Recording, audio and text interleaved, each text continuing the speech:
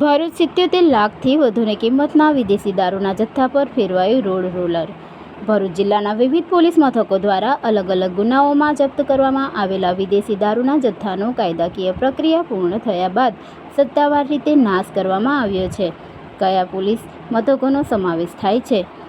કુલ 5 police મથકોની હદમાંથી ઝડપાયેલા દારૂનો નિકાલ કરવામાં આવ્યો હતો, જેમાં મુખ્યત્વે નીચેના મથકો સામેલ છે: Bharuch railway police station, Navipur police station, Palej police station, ABC division police station. કામગીરીની મુખ્ય વિગતો: કુલ કિંમત ₹77,56,000થી વધુ નિકાલની પદ્ધતિ। દારૂની બોટલો પર રોડ રોલર ફેરવીને તેનો નાશ કરાયો।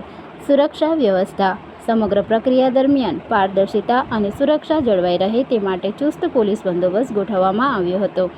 કોની ઉપસ્થિતિમાં કામગીરી થઈ? આ સમગ્ર કામગીરી એસડીએમ તથા ડીવાયએસપી ડૉક્ટર અનિલ સિસારાની પ્રત્યક્ષ ઉપસ્થિતિમાં કરવામાં આવી હતી।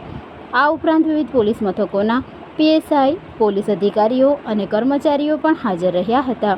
પોલીસ વિભાગનો સંદેશ: પોલીસ વિભાગના જણાવ્યા અનુસાર ગુજરાત રાજ્યમાં દારૂબંધીના કડક અમલ માટે આ પ્રકારની ઝુંબેશ સતત ચલાવવામાં આવી રહી છે।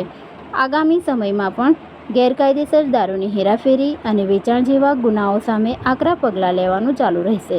આજરોજ ભરૂચ જિલ્લા ખાતે ભરૂચ ડિવિઝનમાં તેમાં આવેલા કેટલાક પોલીસ સ્ટેશન, જેમાં Bharuch A division, Bharuch B division, Bharuch C division ઉપરાંત Navipur police station, Palej police station અને ભરૂચ રેલવે પોલીસ સ્ટેશનની અંદર છેલ્લા 1 વર્ષ દરમિયાન નોંધાયેલા જે પ્રોહિબિશનના ગુના હતા અને એ પ્રોહિબિશનના ગુનાના કામ અન્વયે જે પ્રોહિબિશનનો મુદ્દામાલ જે કબજે લીધેલો હતો તે કાયદાકીય કાર્યવાહી કરી તે પ્રોહિબિશનના તમામ મુદ્દામાલનો નાશ કરવાની કામગીરી જે છે તે આજે કરેલી છે, જેમાં ભરૂચ પોલીસ ડિપાર્ટમેન્ટ, આ ઉપરાંત ભરૂચ રેવન્યુ ડિપાર્ટમેન્ટ અને પ્રોહિબિશન તેમજ નશાબંધી અને આબકારી ડિપાર્ટમેન્ટ દ્વારા આજ સવારથી તેની કામગીરી ચાલુ છે। અને ટોટલ જોવા જઈએ તો આ 6 પોલીસ સ્ટેશનનું થઈને ટોટલ 326 જેટલા ગુના નોંધાયેલા હતા અને તેમાંથી ટોટલ 27,362 જેટલી ટોટલ પ્રોહિબિશનની મુદ્દામાલની જે બોટલો હતી અને ટોટલ તેની કિંમત જોવા જઈએ તો 77,56,394 રૂપિયાની કિંમતનો મુદ્દામાલ જે છે તે આજે નાશ કરેલ છે।